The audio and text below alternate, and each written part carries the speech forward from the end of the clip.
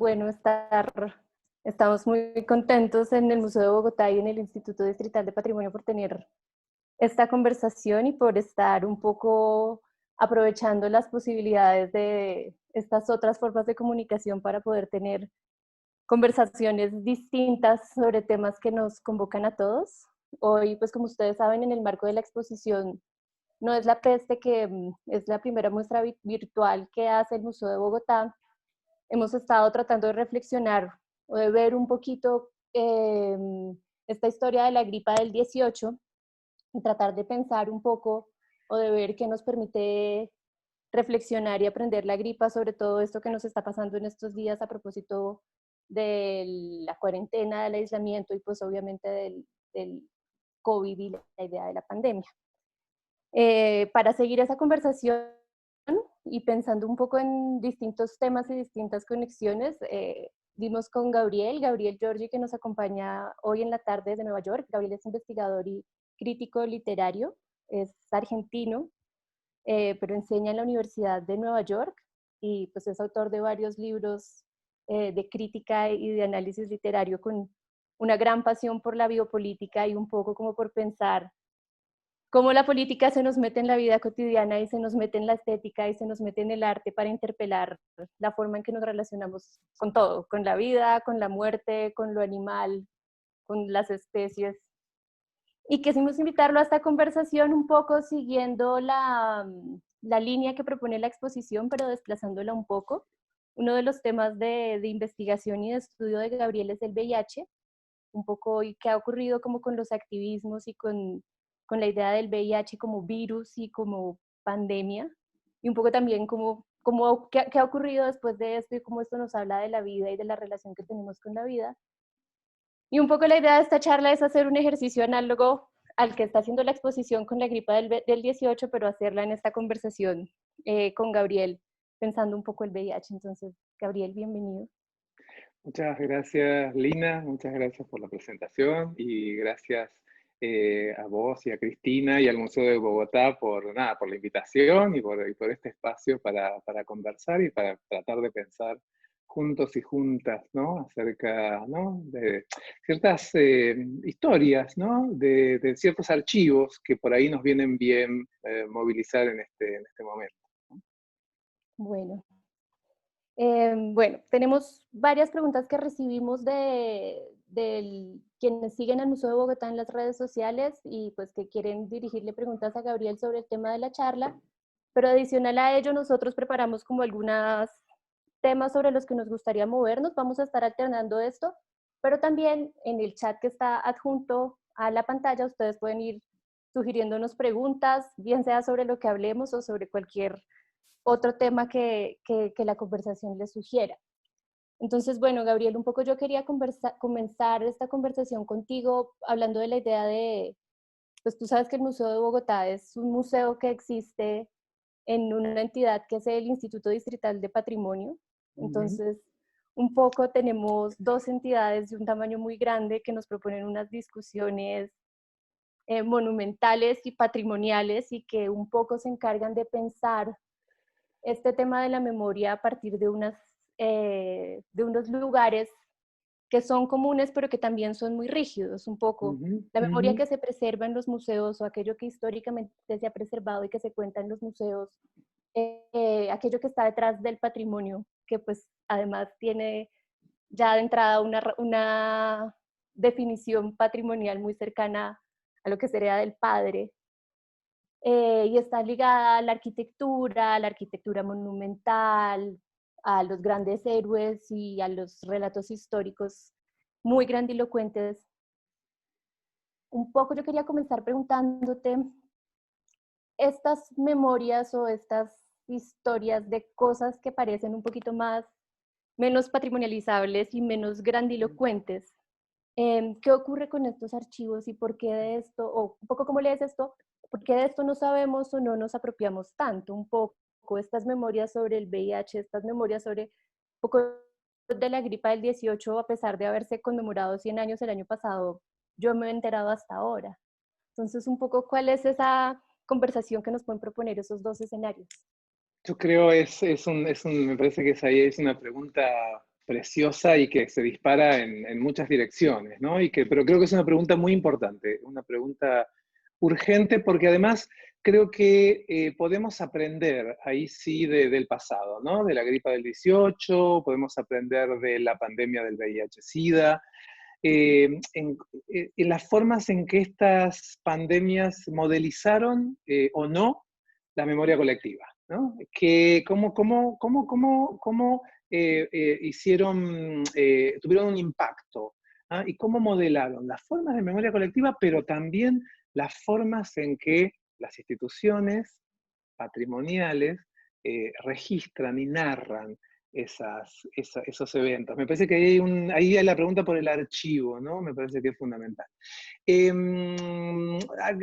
me ocurren, hay dos variables que creo que sería interesante por lo menos plantear, ¿no? Por un lado, la cuestión de quiénes son las víctimas y las distintas formas de representar a las víctimas. A quién se recuerda, cómo se recuerda, cuáles son las víctimas visibles, cuáles son las víctimas invisibles, dónde queda el registro. Porque eso también nos conduce a lo que yo creo que es una de las cuestiones fundamentales que se disparan en la pregunta por el archivo y por el museo. Y es cómo los estados, fundamentalmente, ¿no? Ujú. ¿No? Lo que son los archivos patrimoniales, ¿no? ¿Ah? Cómo los estados narran sus respuestas ante una crisis de la pandemia. ¿Ah? Y qué recuerdan y qué olvidan de los modos en que los estados responden ante la pandemia, ¿no? Cómo se distribuyen los mecanismos de protección, hacia dónde, hacia qué grupos, y cómo se abandona a otros grupos y otras, ¿no? ¿No? Me parece que ahí empieza a jugar de una forma muy nítida esas desigualdades estructurales que las pandemias ponen en escena y cuya memoria también es desigual, digamos, ¿no? Ujú. Es decir, el caso del VIH-Sida yo creo que es realmente muy ilustrado y muy ejemplificador, ¿no? De esto. Porque es muy interesante, Lina, que en una ciudad como Nueva York, donde el impacto del VIH-Sida fue pero enorme y múltiple, ¿ah? Desde distintas aristas, hasta hace 2 años no había un memorial en torno al VIH-Sida. No había. No había un discurso público, un discurso de la ciudad, un discurso oficial, ¿ah? En el espacio urbano sobre el VIH-Sida, ¿no? Entonces ahí también te habla muy sintomáticamente, 30 años Sí. después, ¿no? Va a ser 30 años para que haya, y de formas bastante problemáticas además, ¿no? Para que haya algo en la ciudad que diga, aquí pasó una pandemia que le cambió la vida a la ciudad, que transformó radicalmente la vida de la ciudad y la vida de la gente. Ahí sí, y ahí es interesante porque entonces se empiezan a proliferar otros archivos que no son oficiales, digamos, ¿no? Archivos visuales, archivos individuales, archivos de artistas, modos de registro de esa experiencia, de esa memoria, de esas pérdidas, pero también de esas luchas que desbordan la memoria del Estado, ¿no? Entonces Claro. ahí me parece que hay algo bien interesante, ¿no? Para ver qué es cómo las pandemias articulan distintas formas de memoria, ¿no? Y entonces, por lo tanto, una pregunta en este momento al Estado. Bueno, ¿qué qué pueden aprender los estados y sus máquinas narrativas, digámosle así, y sus archivos de las experiencias pasadas, ¿no? De esos olvidos sistemáticos, de esas tachaduras sistemáticas, de esas borraduras tan sostenidas, digamos, ¿no? ¿Cómo podemos imaginar un museo, un patrimonio, un archivo que sea menos patriarcal y que sea más abierto a la experiencia de las comunidades y a los archivos mismos que las comunidades hacen, ¿no?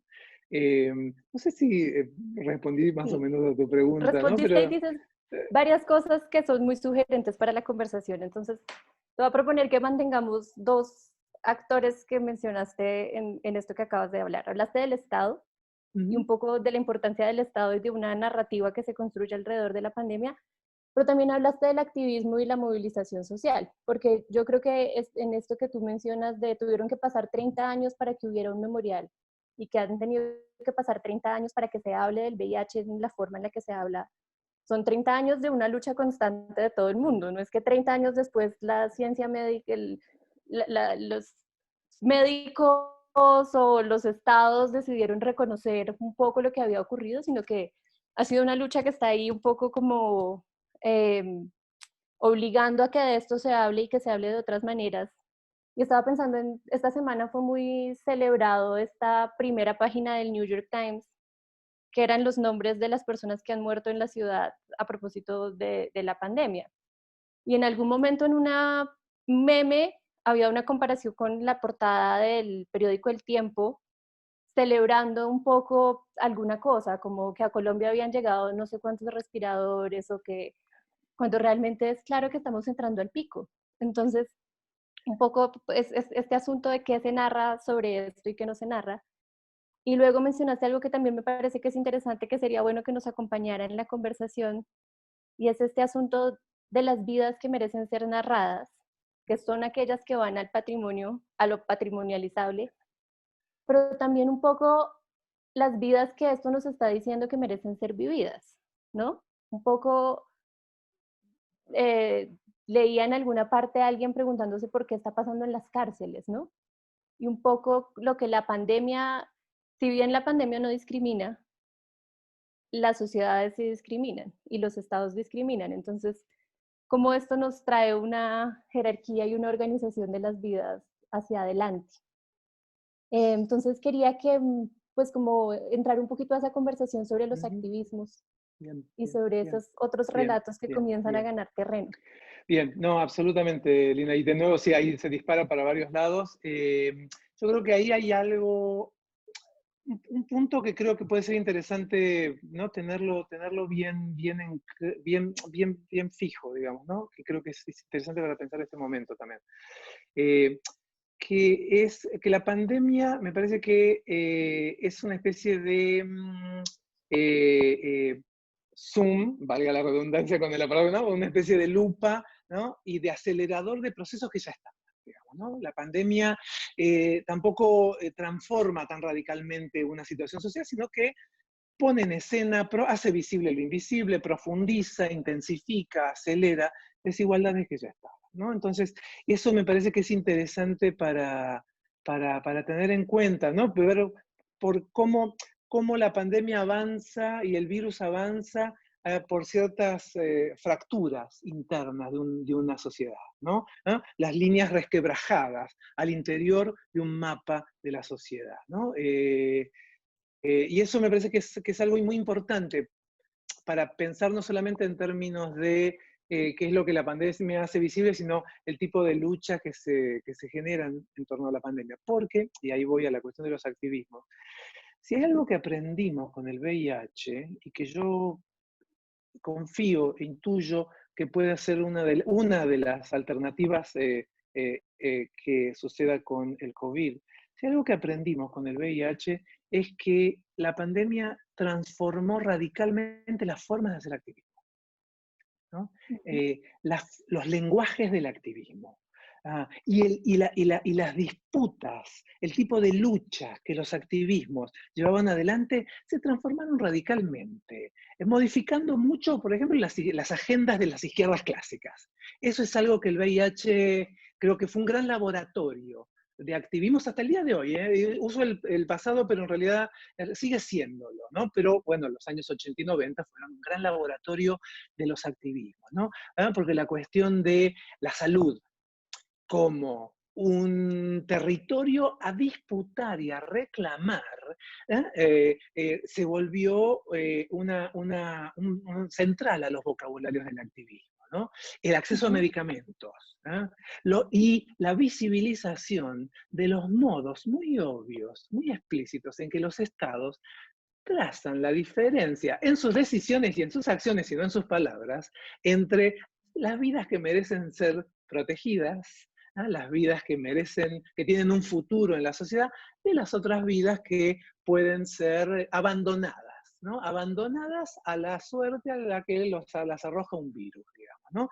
El VIH escenificó eso.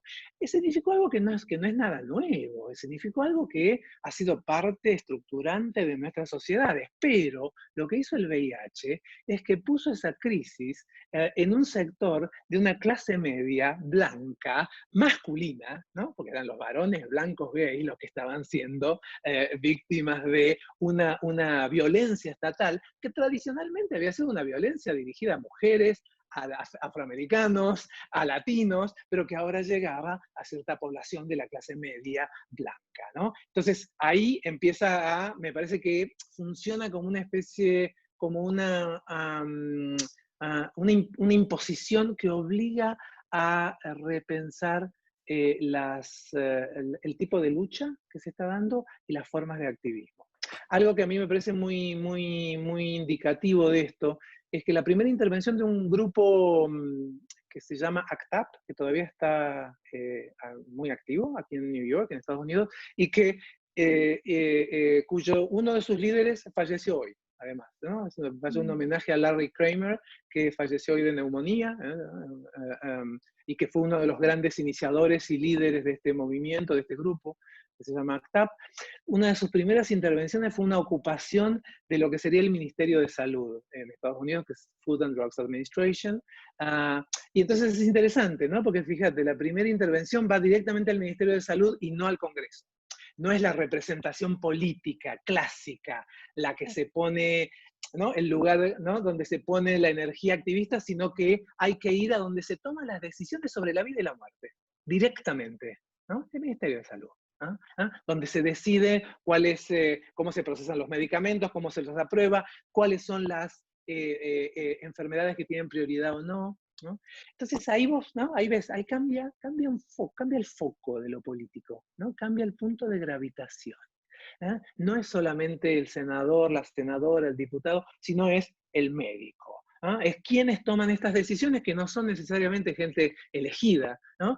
Directamente por el voto, pero es esa maquinaria, es ese aparato el que se vuelve el foco de la política, ¿no? Entonces ahí me parece que el VIH-Sida nos enseñó cómo la política no es solamente lo que sucede en el Congreso, no es lo que sucede en el teatro tradicional de la política, sino que la política, en sus aspectos más decisivos, se juega en estas oficinas más grises, más oscuras, menos visibles, que son, ¿no? Las de las oficinas técnicas, digamos, ¿no? Me parece que eso es una de las grandes, grandes enseñanzas que nos lega el VIH-Sida, digamos, ¿no?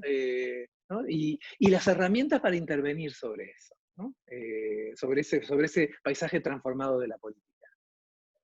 Me haces pensar en varias cosas, pero voy a quedarme con lo estaba pensando en un poco hacia dónde podría el COVID y todo lo que está ocurriendo desplazar los activismos, y se me ocurren varias capas, porque entonces siento que hay los efectos del virus sobre el cuerpo y sobre los cuerpos, sobre los que podríamos también conversar ahorita más adelante un poco los cuerpos que atacan y la puesta en evidencia un poco de lo frágil que son nuestros sistemas de salud y la cantidad de gente que queda descubierta, incluso, y también lo conversábamos en algún momento contigo, como no solo queda expuesta a la fragilidad del sistema de salud, sino incluso la fragilidad del sistema funerario, ¿no? Como las sociedades no estamos preparadas para enfrentar la muerte de manera masiva. Y entonces ese es un escenario que podría volverse como un escenario de disputa, en tanto el virus está interpelando la vida y la salud, y ahí ya han aparecido como todos estos actos de reconocimiento a los médicos y a los cuerpos sanitarios. Te leía por ahí en algún lado hablando de los empleos más precarizados y un poco como damos este salto a hablar de los héroes en quienes claramente están o han estado históricamente en un eslabón bastante bajo y poco reconocido del sistema. Pero al tiempo, en la transformación de los activismos, estaba pensando que mientras el virus ataca esta esquina, de alguna forma la respuesta que se ha dado al virus está atacando a todo el mundo. Entonces, la economía es el siguiente gran afectado por la pandemia. Entonces, uno podría imaginarse que a propósito de esto viene una ronda o viene debería venir un activismo y una movilización muy grande.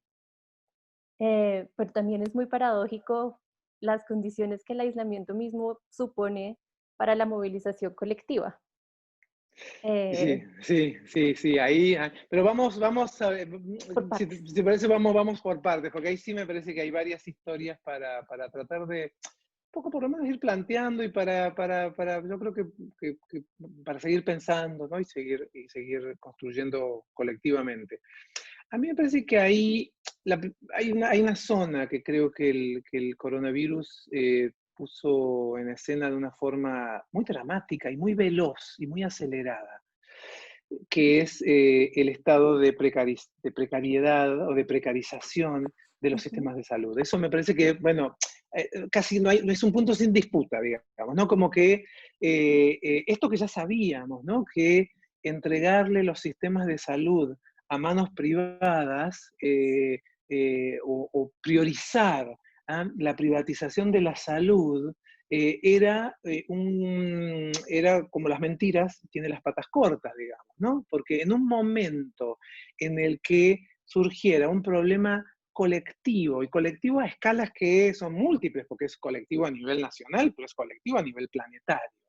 En el momento que surgiera un problema de este tipo como el coronavirus, estos mecanismos de respuesta privada a la salud es que simplemente no funcionan, ¿no? Porque si hay algo que la pandemia pone en escena, y ojalá que esto se nos grabe en la memoria y en la inteligencia, si hay algo que la pandemia pone en escena, es que ante un evento de este tipo, no hay respuesta individual que valga. ¿No? No hay realmente respuesta, hay responsabilidad individual sin duda, pero no hay respuesta individual, solo hay respuestas colectivas que se pueden articular a través del sistema de salud estatales, ¿no? Realmente eso me parece que se vuelve indiscutible. Y esa evidencia pone en escena cómo, de distintas formas en distintos países, los últimos 30 años, ¿no? de políticas neoliberales han debilitado, ¿no? Sistemáticamente esos sistemas de salud que si la historia hubiese seguido otro camino, probablemente quizás hubiesen sido mucho más robustos. No es que no hubiese habido muertes, no es que no, una pandemia siempre trae muertes y siempre trae una zozobra, pero la capacidad de dar respuesta a eso es diferente, ¿no?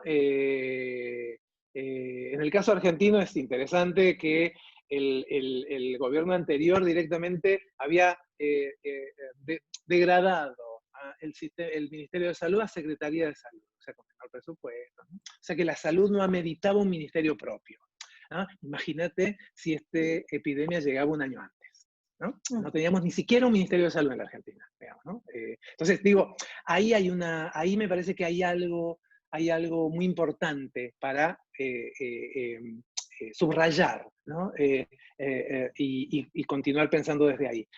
En tal sentido, y hago una nota a pie porque ahí me parece interesante los ecos con el momento del VIH. Yo creo que hay una historia que se teje entre el VIH y el coronavirus que son con todas las enormes diferencias que tienen, ¿eh? No quiero hacer una comparación forzada porque no ayuda en nada. Pero sí hay una historia interesante, que es el momento en que tiene lugar la crisis del VIH-Sida, mediados de los 80, principios de los 90, en distintas regiones, es el momento en el que se están desfinanciando los sistemas de salud público. ¿No? Okay. Entonces hay un ciclo histórico, te diría yo, que uno podría trazar entre las dos pandemias, entre las dos últimas pandemias, ¿no? El momento del VIH-Sida fue el momento en que se estaban estabilizando de forma muy fuerte que la responsabilidad por tu salud era tuya y de nadie más. Y que vos eras el propietario de tu salud y el que invertía en tu salud, en vistas de obtener un rédito de más vida, más ganancia, más salud, digamos, ¿no? Ese tipo de vocabularios se gestaban en el momento en que se estaba enfrentando la crisis del VIH-Sida, ¿no?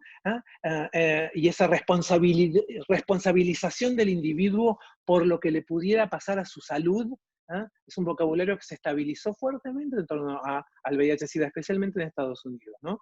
Es interesante que el coronavirus nos encuentre en el momento en que esos sistemas de salud han sido devastados, ¿no? Han sido acabados y nuevamente el discurso del autocuidado es el discurso que prima. Acá como la responsabilidad propia. El tapabocas es tu responsabilidad, los guantes, el lavado de manos, quedarte encerrado. El cuidado es por ti y por los demás. Porque también está un poco esta noción de que el sistema no puede, va a llegar un momento en que el sistema no puede hacer nada por ti. Sí, sí, sí, totalmente. Ahora, fíjate, ahí hay algo bien interesante, Lina, que yo creo que sería bien interesante de poder desbrozar, hay muchas historias ahí. Porque el cuidado también fue parte central de los activismos del VIH-Sida. En el momento en que el Estado te abandonaba, en el momento en que el Estado te decía, vos estás librado a tu suerte, las comunidades generaron formas de cuidado y de autocuidado, ¿no? Formas de cuidado de los afectados en primer lugar, digamos, ¿no? Las formas colectivas de cuidado donde a la gente no la recibían en los hospitales, digamos, ¿no? ¿No? Donde las familias se desentendían completamente, en muchos casos, de quienes estaban, ¿no? Ahí aparecían redes, ¿no? Y muchos activismos después vinieron de esas redes, ¿no? ACT UP vino de esas redes. Redes comunitarias, ¿no? La comunidad gay, lésbica empezó a activarse como comunidad de cuidado. Pero después también los gays aprendimos a cuidarnos. Aprendimos a cuidarnos. Incorporamos los cuidados para poder seguir teniendo sexo, para poder seguir explorando formas de placer, para poder seguir construyendo formas de subjetividad que no se ajustan a cierta norma sexual. Nosotros aprendimos a cuidar, ¿no? Y ese aprendizaje... Forma el cuidado, de eso, nosotros ya venimos cuidándonos de antes, ¿no? Entonces, yo ahí, viste, hay algo de un aprendizaje, ¿no? En el que pudimos seguir siendo gays, porque el llamado también era, no ser gay, como, ¿no? Saber que seas gay, pero no ejerzas. ¿Qué quiere decir eso? Nada, ¿no? No, seguimos ejerciendo. Y seguimos ejerciendo mucho, ¿no? Pero también cuidándonos, digamos, ¿no? Y al mismo tiempo el activismo siguió demandándole al Estado por aquellos cuidados que las comunidades y el individuo no puede proporcionar. Porque a mí me parece bien que la gente se cuide. Yo salgo a la calle con barbijo, ¿no? Hago absolutamente todo por mí y por los otros. Pero hay ciertas dimensiones del cuidado que no pueden pasar por el individuo. Simplemente no pueden pasar por el individuo. El ventilador no puede pasar por el individuo. Las estructuras de salud pública no pueden pasar por el individuo, ¿no? Las formas de respuesta a otras demandas de salud que no sean las del coronavirus no pueden pasar por el individuo. Entonces ahí me parece que es donde la cuestión del cuidado adquiere distintas modulaciones, ¿no? Capas, ¿no? Pero ahí sí yo creo que hay una pregunta, una nueva formulación de la pregunta por el cuidado, que creo que el coronavirus nos pone al frente. De todas formas, ahí sí, si querés después retomamos, pero sí me parece bien interesante pensar qué pasa. Y todavía el coronavirus todavía no sabemos en qué etapa de todo este proceso, obviamente, pero sí creo que es importante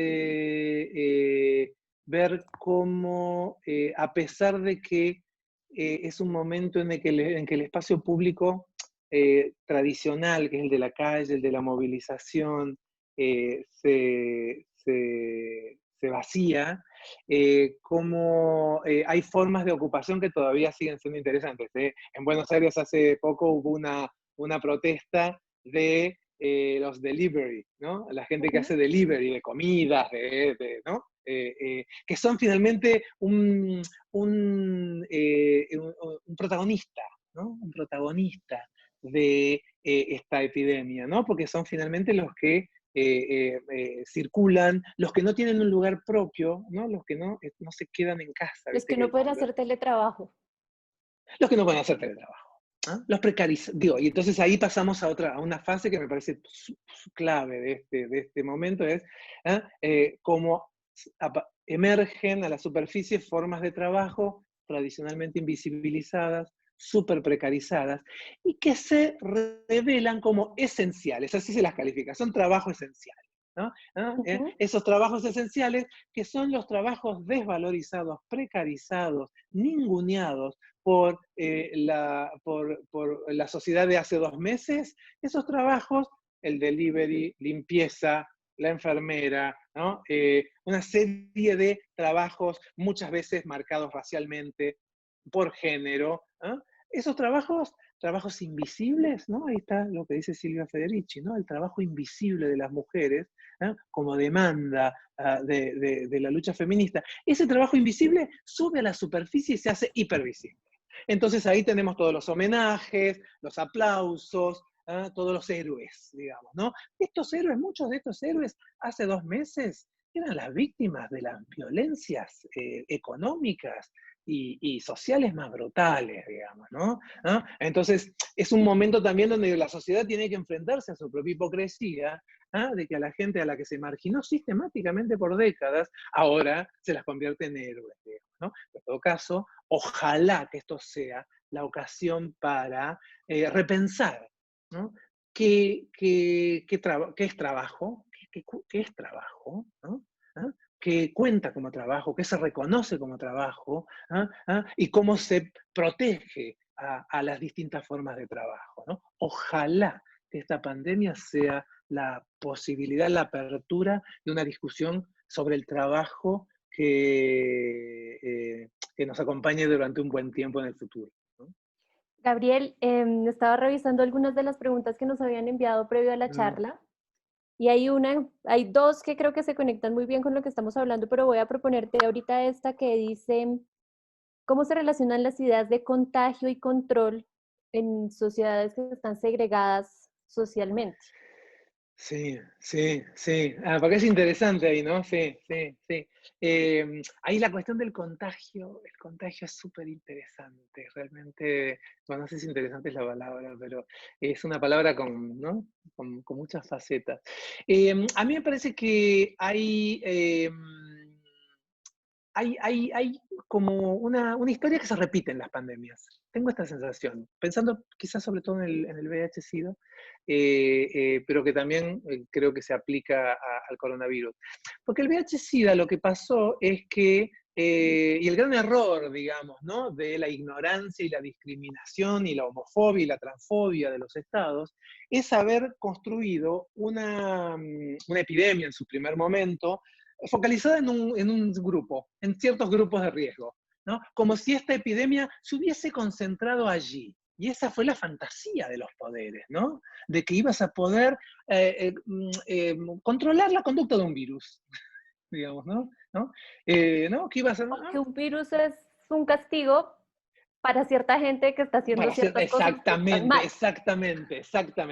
¿No? Entonces, con eso, ¿no? Imaginaron y diseñaron respuestas o ausencias de respuesta ante la epidemia, que después terminó derramándose hacia muchas otras zonas de lo social, ¿no? Hacia hacia la heterosexualidad fundamentalmente, y hacia zonas donde no era esperable, ¿no? Entonces ahí hubo un error, un error deliberado, creo yo, ¿no? De no poder leer o no querer leer, ¿no? El abismo que hay entre las ciertas lógicas del contagio y el mapa social que le querés sobreimponer, digamos, ¿no? Entonces eso me parece que ahí hay algo, ¿no? Hay algo que siempre es interesante, ¿no? Como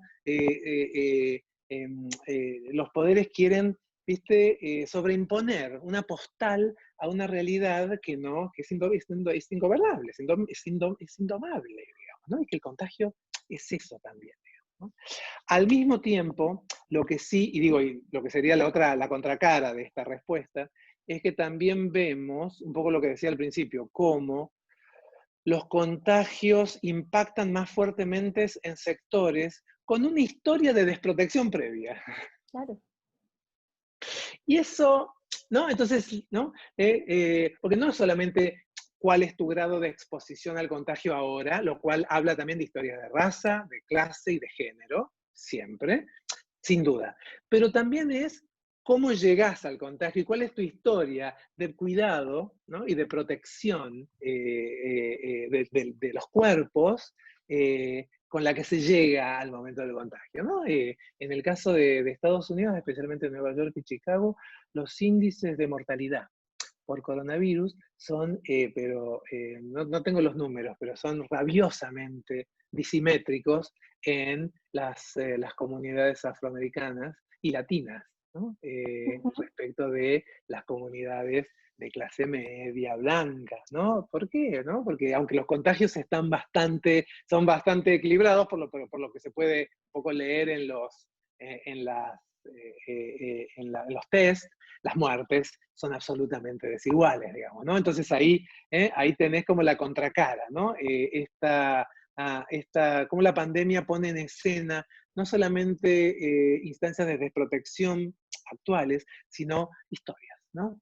Cómo hay una Las especie condiciones de vulnerabilidad. momento revelador, digamos, ¿no? De desigualdades estructurales que la pandemia dramáticamente escenifica, pero de formas también que uno espera, confía, volvemos a la primera pregunta sobre la memoria, digamos, ¿no? Uno espera, confía que queden, ¿no? En la conciencia colectiva, ¿no? ¿Cómo se llega a esto? ¿Cómo se llega a desigualdades estructurales tan profundas que se ponen en evidencia en el momento digamos, ¿no? Yo creo que ahí hay una dinámica doble, digamos, ¿no? De los modos en que se lee el contagio en los momentos de la pandemia que es interesante, ¿no? Mirar con más Desmenuzar. detalle, ¿no?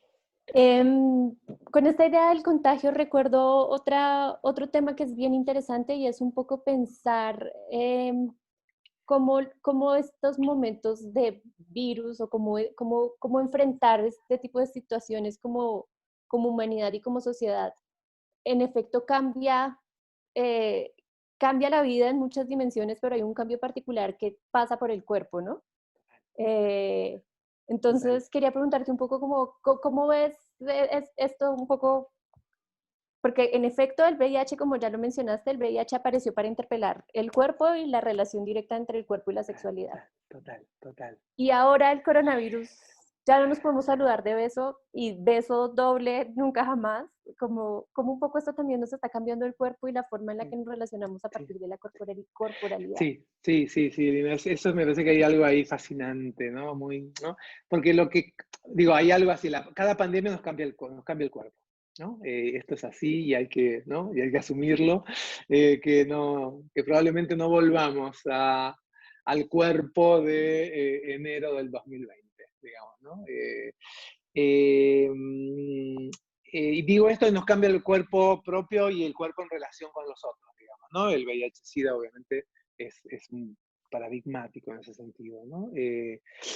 Pero fundamentalmente lo que hacen las pandemias, y por eso es tan interesante para la política y para el arte, es traer a la superficie lo que está entre los cuerpos, ¿no? Es eso, es el tejido, lo que está entre los cuerpos, ya sea la sangre, sea el semen, sea la saliva, sea la respiración, sea el lenguaje, ¿no? Todo lo que está entre nosotros, eso es lo que la pandemia sube a la superficie, lo que es invisible, digamos, lo que no percibimos. ¿Ah? El virus te lo trae y le cambia la escala, ¿no? De golpe ahora vemos, con una serie de gráficos que no cesan de repetirse, cómo cuando hablamos nos convertimos en una especie de nube, ¿no? De saliva imperceptible, invisible, pero que nos rodea, ¿no? Tenemos que reconocer eso, digamos, ¿no? De la misma forma que el VIH nos enseñó cuáles eran las formas, los lugares vulnerables del cuerpo, los lugares de entrada del virus, cómo cuidarlo, ¿no? Cómo esa circulación de flujos, ¿no? se convertía en un canal de transmisión, pero lo que insisto es, lo que se pone en escena es lo que está entre los cuerpos, ¿no? ¿Eh? ¿Eh? ¿Eh? Lo que pasa entre los cuerpos. Ese es el terreno en el que el virus opera, y ese es el terreno donde nuestros propios cuerpos se ven modificados, digamos, ¿no? Porque tenemos que aprender a habitar un nuevo hábitat, ¿no? Un nuevo medio en el que la presencia de esta criatura invisible se vuelve, ¿no? Se vuelve manifiesta, ¿no? Se vuelve, ¿no? Y eso al mismo tiempo, de nuevo, vuelvo, ¿no? También nos cambia las formas en que nuestros cuerpos son atravesados por la política y por los activismos, ¿no? Porque también descubrimos nuevas formas y nuevos horizontes sobre los que tenemos que intervenir, porque son los horizontes en los que se juega nada más ni nada menos que el lazo social. Lo que se pone en juego es el lazo. ¿No? Esto que está entre, que es invisible, imperceptible, ¿no? Que no lo terminamos de ver, pero que es esencial para nuestra existencia, ¿no? Nos descubrimos que somos criaturas no ya solamente sociales, sino biológicamente atravesadas por un tejido compartido. Entonces la mitología de que yo me las arreglo solo, de que yo soy autosuficiente, de que yo soy el dueño absoluto del cuerpo, se nos revela eso, una mitología. No tenemos un cuerpo absolutamente propio. No tenemos un cuerpo que nos pertenezca y al que podamos aislar de ese tejido compartido. Ese cuerpo es un cuerpo muerto, ¿no? Eso queda claro. Y lo que tenemos que aprender a cuidar y a proteger es precisamente ese tejido compartido, que es lo que el virus pone en escena, ¿no? Te sube a la superficie, ¿no? Bueno, ahí has mencionado dos cosas, esto del tejido compartido, pero me voy a devolver un poquito, porque hablaste del cuerpo muerto. Y hablaste un poco un poco lo que significa la muerte y la muerte de una manera tan apabullante como la que está poniendo en escena el virus.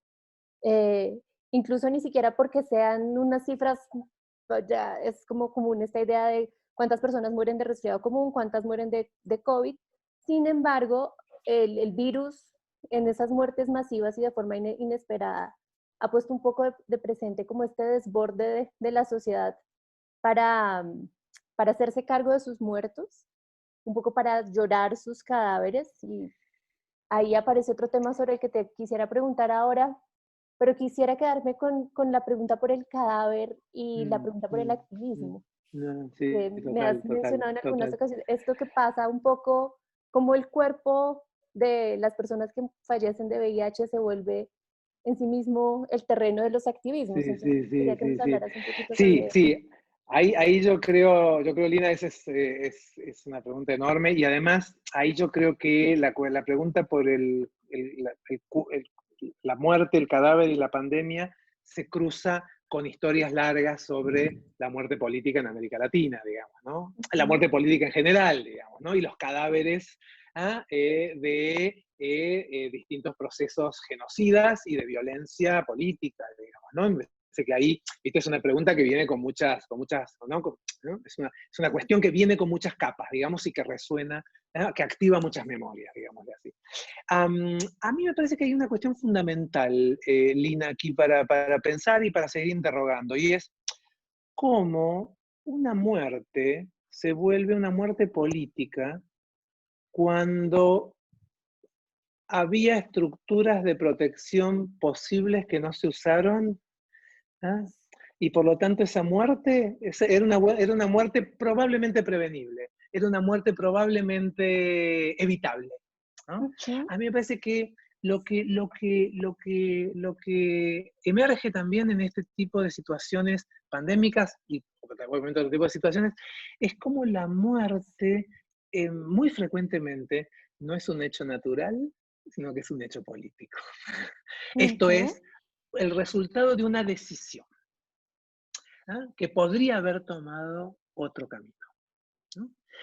Cuando las muertes se piensan bajo esa luz, cuando las muertes se piensan y se iluminan bajo la luz de una serie de decisiones que terminan en un cadáver, ese cadáver se carga de una densidad política porque es el testimonio, es la encarnación, ¿no?, de una serie de decisiones que se toman, ¿no?, y que una sociedad toma, digamos, ¿no?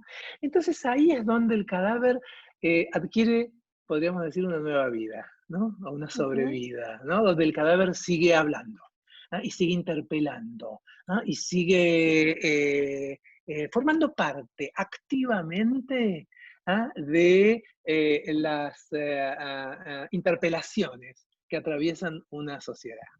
Vuelvo de nuevo al VIH-Sida, que me parece que también fue no sé si laboratorio es la palabra, pero un momento muy dramático antes del cóctel, ¿no?, del año 96, cuando, ¿no?, los muertos iban acumulando, el tema de los cadáveres empezó a adquirir una dimensión central en los activismos, ¿no? Por un lado, la tradición del funeral político, es decir, el cadáver a cajón abierto, paseándose en las calles de Nueva York, por ejemplo, ¿no? Pero hay una acción que a mí me impactó mucho y me hizo pensar mucho precisamente en estas cuestiones, que fue una acción del año 92 que se llamó la acción de las cenizas, de Ashes Action, ¿ah?, donde familiares y activistas fueron a la Casa Blanca con las cenizas de sus muertos, ¿ah?, y arrojaron las cenizas en la entrada de la Casa Blanca, digamos, ¿no? Donde ahí hay algo interesante, ¿no?, porque es el hacer presente en las cenizas, en eso efímero, eso imperceptible, como el virus, ¿no?, en eso, esa casi nada, que es la ceniza, hacer presente a los muertos, ¿no?, e iluminar desde ahí, interpelar al Estado en sus mecanismos de muerte deliberada, ¿no? Entonces ahí es interesante porque me parece que hay algo, es un momento en que el activismo disputa el límite entre la vida y la muerte, lo disputa materialmente, en el sentido de que ahí esas cenizas, en ese evento, en ese acontecimiento y en esa lógica, formaban parte de un tejido de lo vivo, ¿no?, y de un reclamo por la vida, ¿no?, donde se niegan a quedar reducidas a una cosa insignificante, ¿no?, donde las cenizas se vuelven un agente, ¿no?, una instancia activa. Y en esa misma oportunidad hay una escena que a mí siempre me impresiona mucho, en la que se habla, ¿no?, de las personas cuyas cenizas están siendo distribuidas, ¿no? Y hay alguien que toma el micrófono en esta ceremonia que se hace al frente de la Casa Blanca y que dice: yo vengo a esparcir mis cenizas anticipadamente.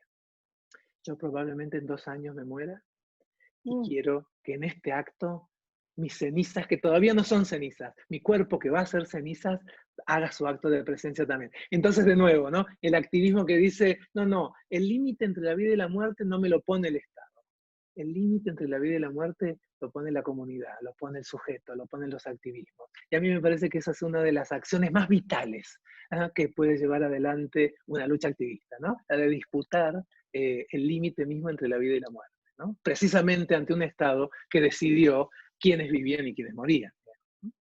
Claro, Entonces, ahí me parece que hay una dimensión. Y bueno, y eso por otro lado, obviamente, en América Latina se asocia a otras memorias, ¿no?, memorias de genocidio, ¿no? Entonces me parece que ahí es donde se empiezan a intersectar historias y memorias que creo que nos pueden ayudar a, quizás, ojalá, pensar un poco esto a lo que estamos enfrentándonos ahora.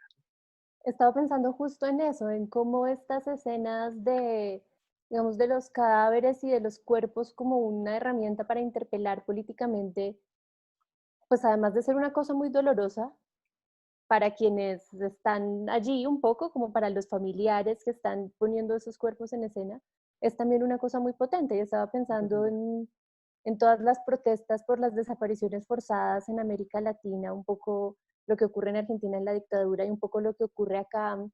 Estaba recordando en una de estas marchas que hubo hace poco, respaldando el proceso de paz y toda esta situación en Colombia frente al debate de si no a la paz.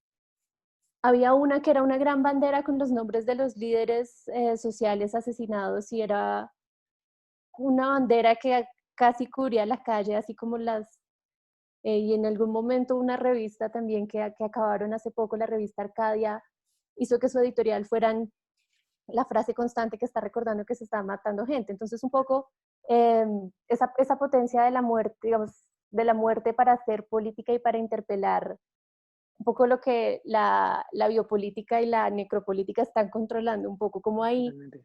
también está la respuesta y pueden derivar otros activismos. Sí, sí, sí, sí. ¿Cómo se convierten los duelos en potencia? Esa sería, ¿no? Me parece una de las grandes, ¿no? Que es, ¿no? Un poco lo que la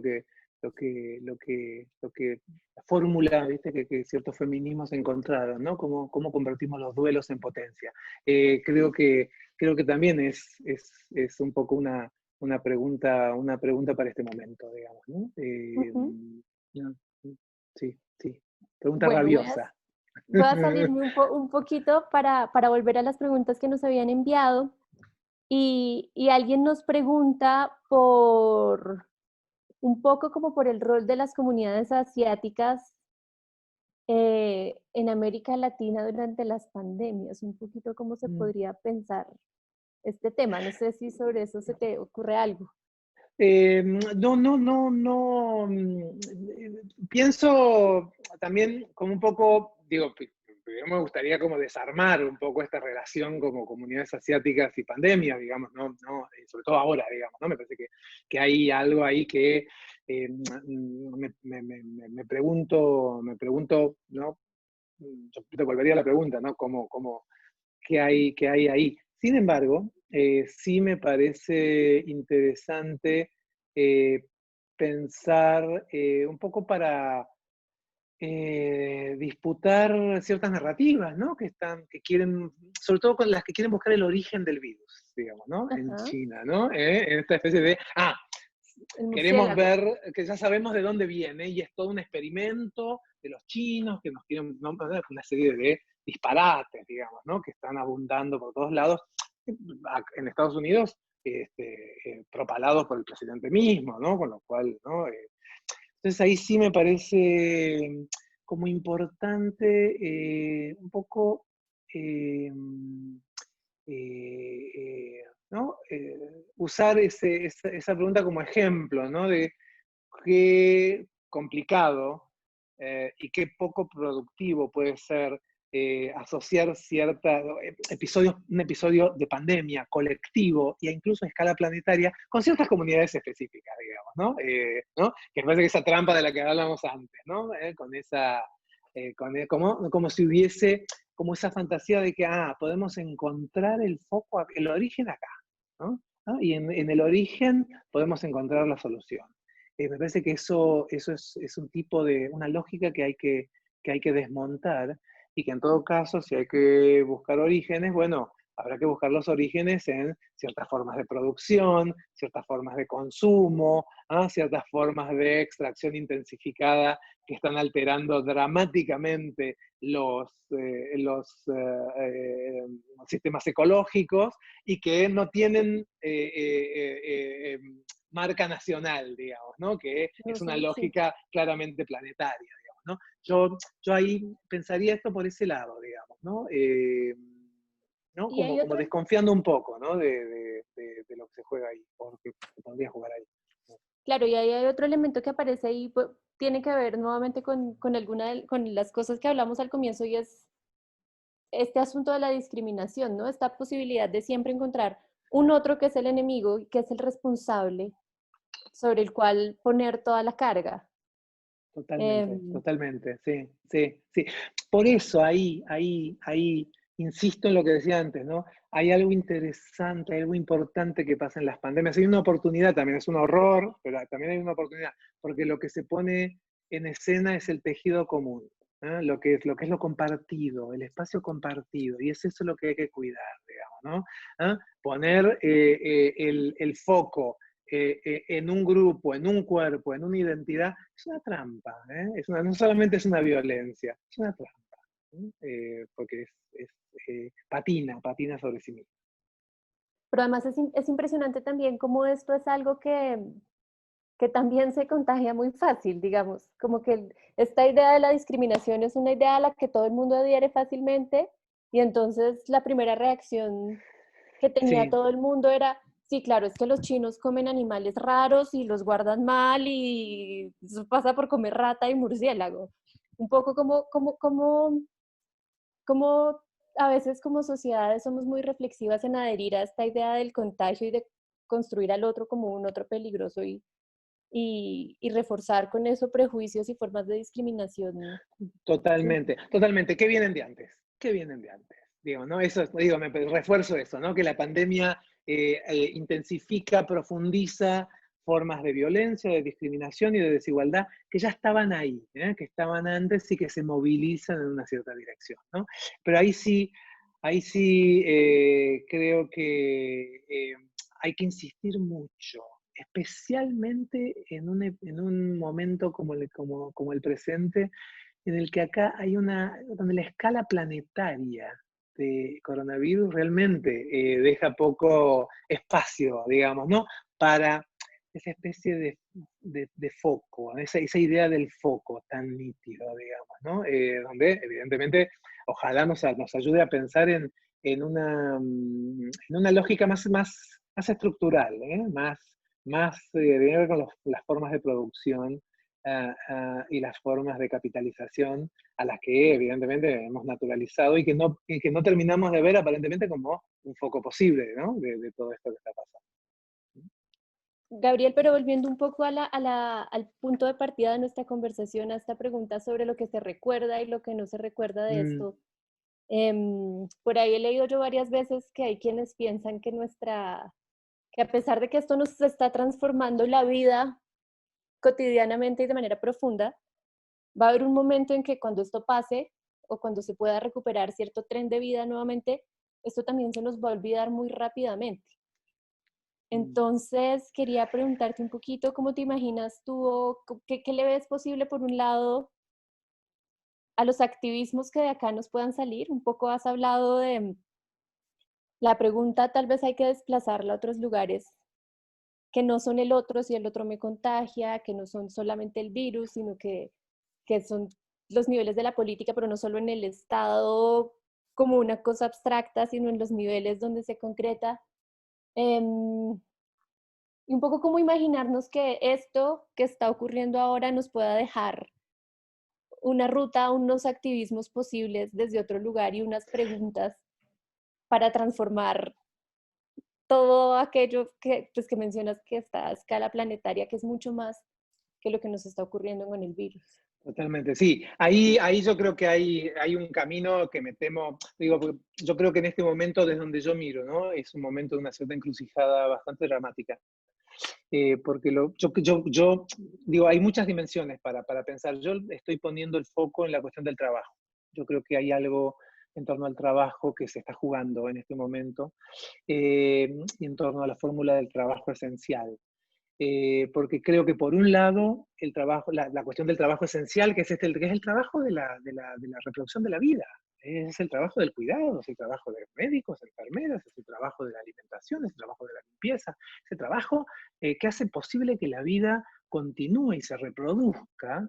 Eh, eh, Ese trabajo adquirió un protagonismo que hasta hace 3 meses no tenía, y una valorización que hasta hace 3 meses no tenía. Y eso me parece algo que ojalá, y ahí yo creo que hay activismos, ahí hay una línea del activismo, pero también de la discusión, del debate público, ¿no?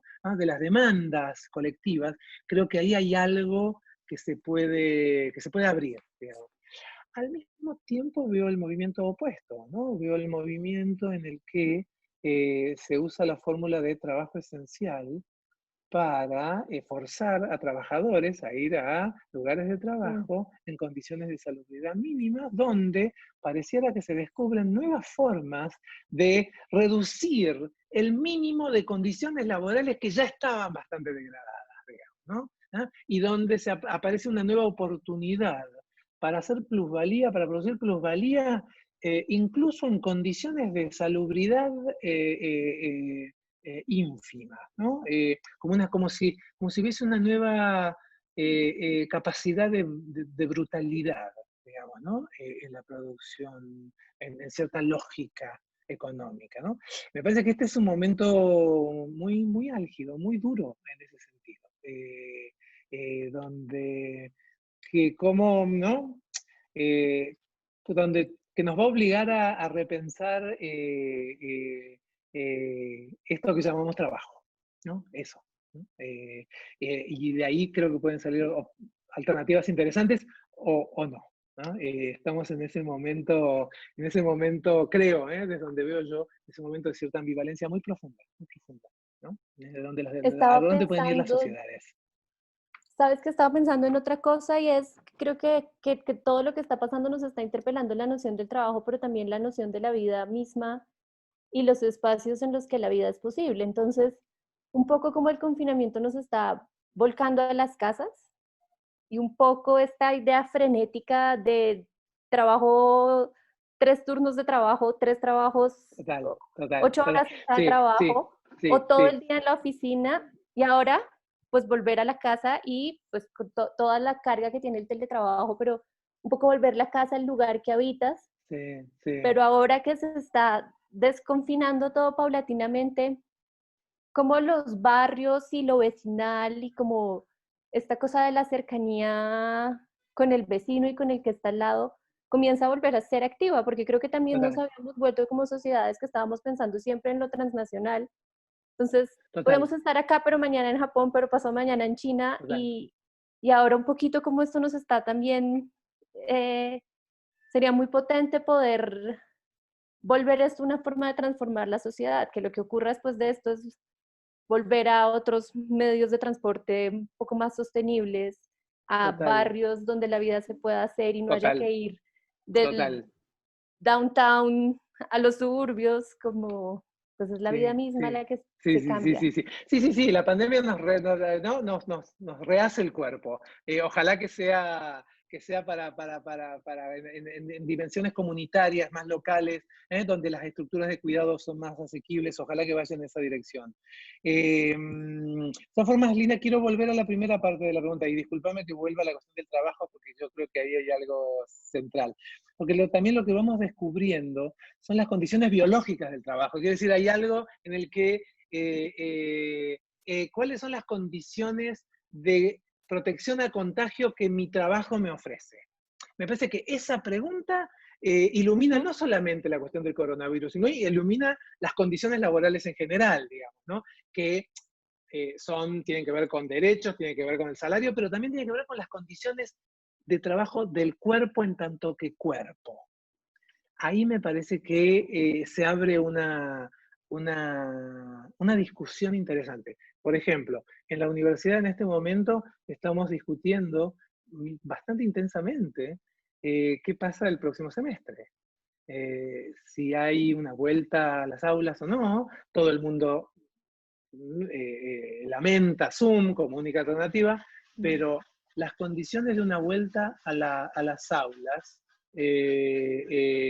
implican una serie de riesgos que todavía no tenemos muy en claro. Entonces ahí aparece, es interesante, aparece la cuestión del aula como lugar de trabajo que tiene que ser repensado, digamos, ¿no? Y cuáles son las condiciones en las que un profesor y un estudiante llegan a ese aula como una infraestructura que tiene que ver con la vida de los cuerpos, ¿no? Entonces ahí yo creo que sí, efectivamente hay se activa esa dimensión, esa capa de una cierta conciencia biológica que tiene que ver directamente con la vida de los cuerpos, ¿no? Y con esta especie de interpelación permanente que hace el coronavirus a nuestra existencia en tanto que cuerpos, ¿no? ¿No? Y me parece que ahí hay algo importante que se juega ahí que creo que puede quedar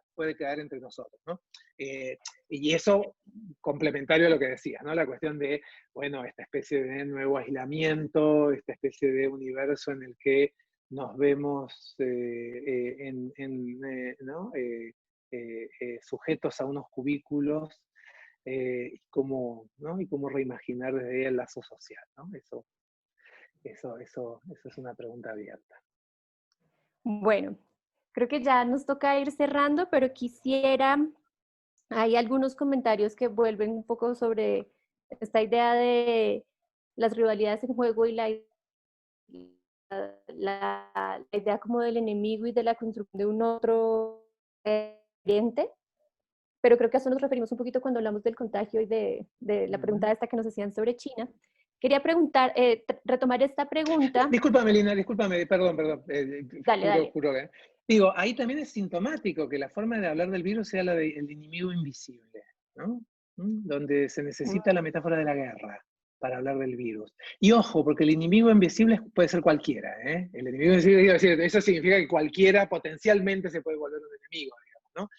Pero esa idea de la metáfora de la guerra para hablar de la pandemia, que es algo que es un clásico, es un tropo clásico de las pandemias, me parece que es algo que por lo menos nos tendría que hacer pensar un poco, digamos. Claro. Y que de alguna también ya pues lo que tú dices, como que se ha debatido el poco fértil que es entender la enfermedad siempre una etapa, no es Es por que la enfermedad en sí misma. se estuvo portando muy bien Zoom hasta este momento, que todo lo que me dijiste me llegó muy cortado. Si podés repetir. No, te voy a leer la última pregunta que creo que podríamos cerrar con esto de trabajo para cerrar. Nos preguntan cómo el trabajo con la construcción de memoria puede hacerle frente al riesgo, un poco a esta redefinición del futuro y a lo que se nos viene. Nos dicen Sí, muy sí, interesante el tema sí, y me sí. pregunto cómo esta situación se puede aprovechar para redefinir el futuro y cómo un poco trabajar con la memoria nos puede ayudar a eso. Sí, totalmente. Ahí, memoria y pensamiento feminista. Sigue adelante, yo voy a... Dale. Me parece que ahí la cuestión clave es la caja de herramientas viene del feminismo, ¿no? Y viene de las formas en que el feminismo construyó memoria y disputó el trabajo invisible de las mujeres, que son siempre, muy frecuentemente, formas de cuidado, ¿no? Trabajos de cuidado y trabajos que se enfocan en la vulnerabilidad de los cuerpos, ¿no? Entonces ahí yo creo que ahí la caja de herramientas de los feminismos es, lo que, es el otro archivo que tendríamos que activar y que nos viene muy bien en este momento en el que la noción de cuidado es el valor central, digamos, ¿no? En las, ojalá que sea, hay un lugar de disputa, porque el cuidado obviamente es ambivalente, pero digo, allí donde el cuidado se anuncia posiblemente como uno de los valores centrales de la sociedad que se pueda ir armando a partir del coronavirus. Ok, entonces tu propuesta es retomar un poquito esta memoria de los aprendizajes del cuidado y volver Totalmente. sobre Sí, estos aprendizajes del feminismo y totalmente. desde otros lugares desde los cuales promover la disputa y la conversación. Totalmente. Feminismo y luchas GLTTBIQ, me parece que son los archivos claves para las luchas en torno al coronavirus y lo que venga después cuando sea eso. Bueno, Gabriel, pues creo que ya estamos un poquito pasados de tiempo y nos toca cerrar, pero quiero darte las gracias. Has sido una gran compañía para la exposición de No es la peste y espero que sigas estando cerquita del museo porque creo que hay una cosa que queda una idea que queda muy marcada de nuestra conversación y es, bueno, no, me piden que hagamos un cierre y va un poquito para allá, pero tal vez es más potente si lo hacemos juntos. Un poco pensando las tareas que vienen en espacios como el museo y en esta construcción narrativa y de discurso alrededor de esto que nos queda. Totalmente, ahí sí, sí, hay que abrir los archivos y activarlos, porque hay mucha potencia ahí.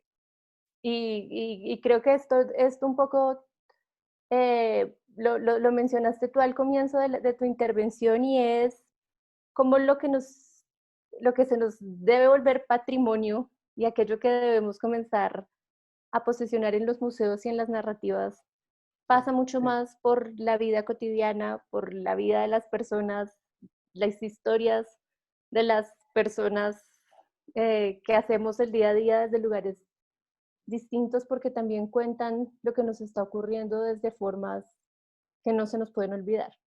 Sí, sí. Un Poco, archivo de los cuerpos.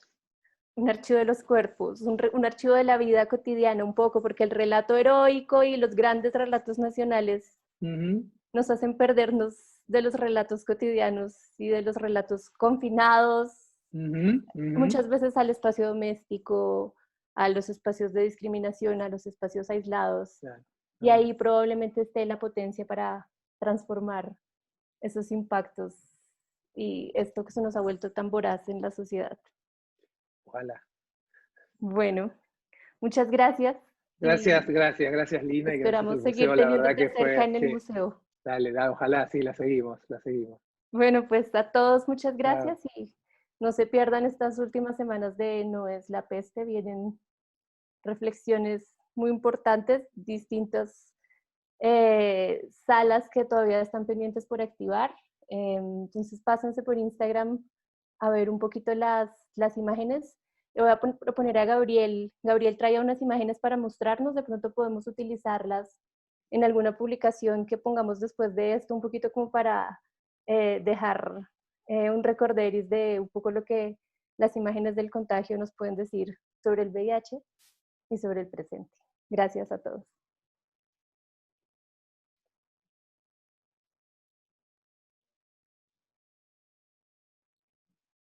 Listo, Bueno. estamos. Ay, bueno, sí, se me quedó en ese silencio. Che, bueno, nada, gracias, che. ¿Salió bien, te parece? Sí. Yo estaba, pues a mí me encanta el tema, entonces a mí me parece apasionante. No mostramos las imágenes.